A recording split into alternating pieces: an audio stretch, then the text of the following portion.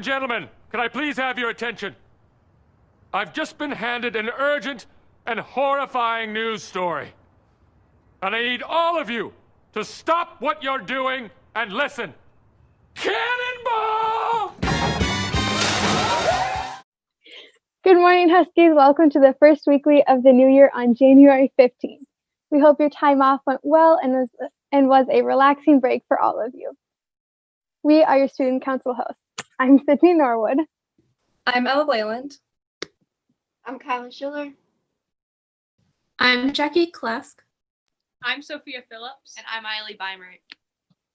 Thank you, everybody. Now on to the weather forecast with Ella. For the weather forecast, today has a high of 34 and a low of 22 with the expectation of a good couple of inches of snow. You can expect a steady drop in temperatures throughout the week. Now for Today in History with Kyla. On this day in history, in 1929, Martin Luther King Jr. was born in Atlanta, Georgia. MLK is known for advocating civil disobedience and nonviolent resistance to segregation in the South. King is also known for his help in organizing the Montgomery bus boycott, but perhaps he is best known for his I Have a Dream speech in 1963. I have a dream that one day this nation will rise up and live out the true meaning of its creed. We hold these truths to be self-evident that all men are created equal. We mean business now. Let us rise up tonight with the greater readiness. Let us stand with the greater determination. And let us move on in these powerful days, these days of challenge. We have an opportunity to make America a better nation. It is worth noting that Monday is Martin Luther King Jr. Day and there will be no school. Now moving on to student birthdays. So we missed a few birthdays over break, so we're just going to go through all of them and a happy belated birthday to everybody. So this upcoming week, today Jordan Zeng turns 16. Tomorrow, Trinity Murray turns 17. On Monday, Anna Russ will be 18. And finally, Tuesday, Charlie Weiss will turn 16. Congratulations, all of you, for making another trip around the sun. Hope you all stay healthy and have a great birthday. Now, on to student shoutouts with Eiley. For the shoutouts today, we have Jake Hines. You're doing a great job thinking deeply and critically about biology content. You're asking all the right questions and clearly taking time to review provided feedback. It's a true delight to watch you learn. Eden Peterson, you're a delight to have in bio class. You are engaged and positively participating in Zooms and timely and thorough with your work. Keep it up. Annika Fagerstrom, I was so impressed and shocked that you attended class from Jamaica. Thanks for showing your commitment to your learning and to your classmates. Jack Achenbach, I really enjoyed watching your Shark Tank pitch video this week. It was the most Jack assignment I've seen all year, and you had me laughing. Miles Monson, I was really very impressed with the quality of your reflections on your fantasy elections posting about the crisis at the Capitol last week. It was very thoughtful, and I appreciated your honesty. Alex Holmberg, your contributions in fundamentals of art are very appreciated. Thank you for your participation, thoughtfulness, and super cool facts about so many different things. Jason Madden, you did a fantastic job on your Van Gogh-inspired oil painting drawing. Who knew potatoes could look so good? Now on to Jackie with the culture catchphrase.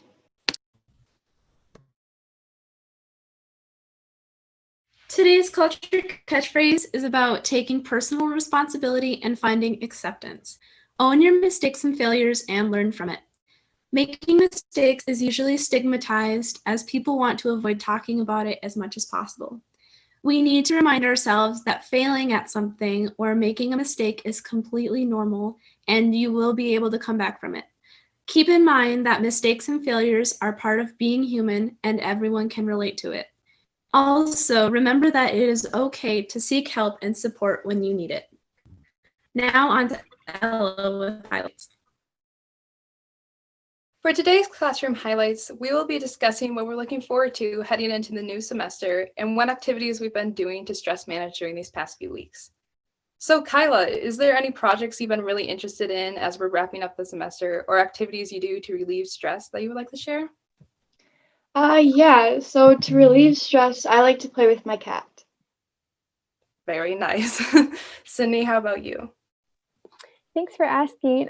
One of the things I'm really excited to wrap up this semester is the watercolor final. So what I'm doing is making a galaxy out of watercolors with like 5 different pieces of paper though, so it's all cut out into the shape of a galaxy. So I'm very excited about that.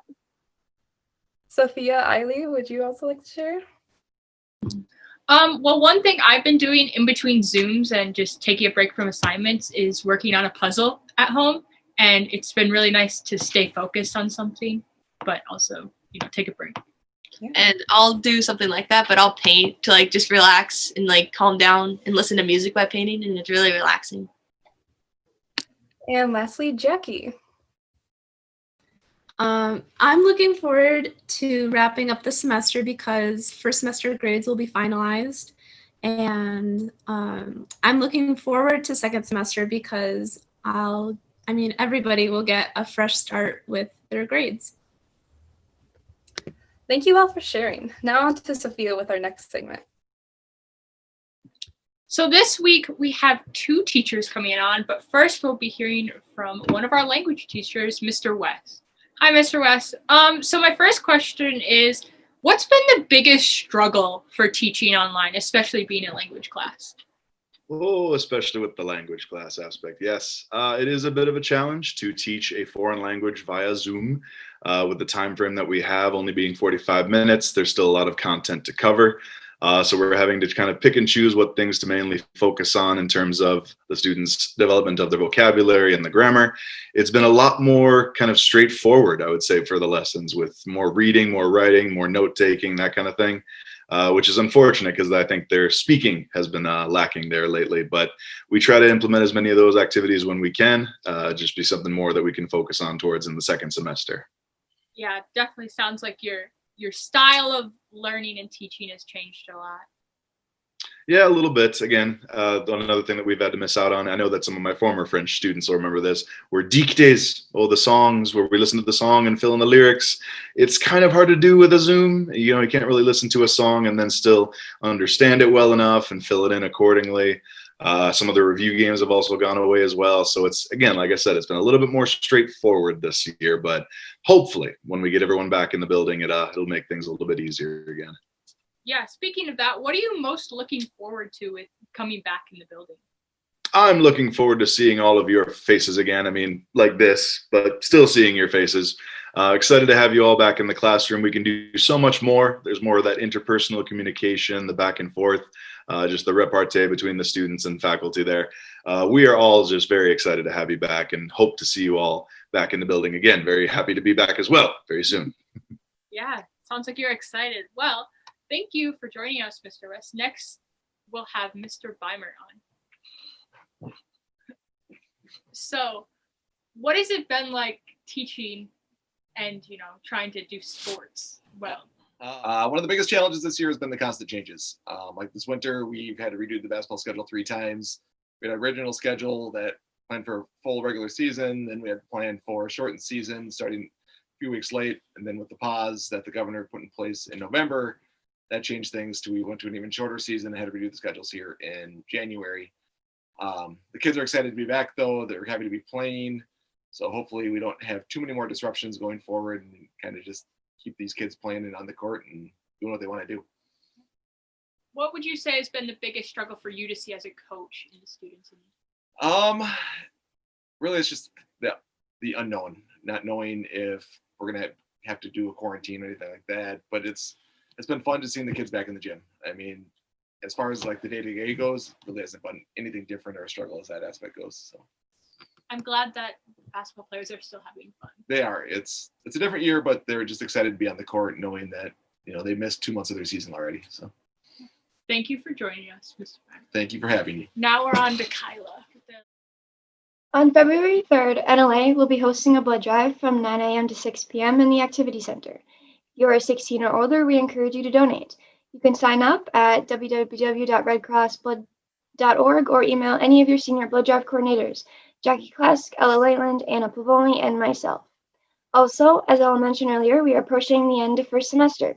It is very important to stay caught up on your schoolwork so you can finish this semester as best you can. Thank you for listening, Huskies. Have a great day, and remember that all behavior at NLA should contribute in a positive way to our learning environment.